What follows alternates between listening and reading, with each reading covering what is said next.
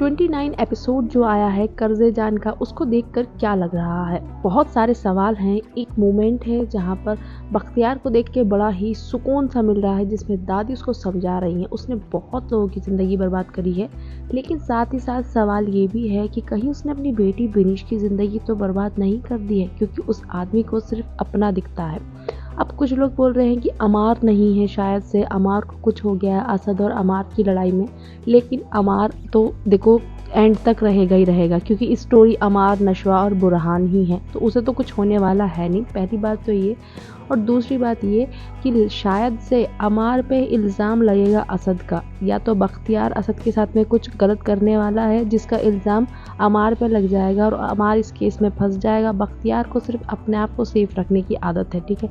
और दूसरी बात, यहीं से शुरू हो जाएगी बिनिश की स्टोरी। अगर असद को कुछ होता है तो बिनिश की लाइफ डिस्ट्रॉय हो रही है यहाँ पे वो एक तरीके से एक यंग एज में उसका हस्बैंड ख़त्म हो जाएगा, तो वो अपने घर पर ही आ जाएगी, अपने घर पर ही बैठेगी।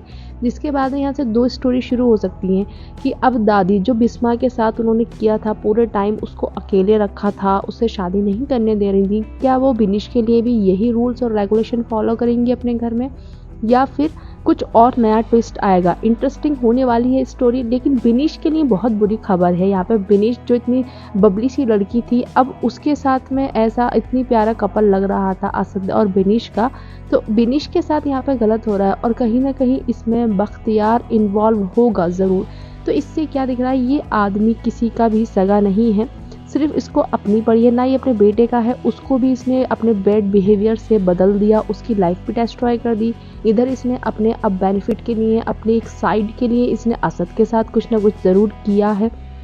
तो ये जो फिर रो क्यों रहा है, ड्रामा शायद से ड्रामा ही होगा ना, क्योंकि उसे कुछ फ़र्क ही नहीं पड़ता है। नशवा ने जो 29 एपिसोड में बोला है ना कि तुम लोगों को वाकई में दिखाने की ज़रूरत है डॉक्टर को कि हर बात पे गुस्सा करना, वो बिल्कुल एग्जैक्टली सही बोला है। और ये जो बख्तियार है, इसके भी कुछ ना कुछ दिमाग में प्रॉब्लम है।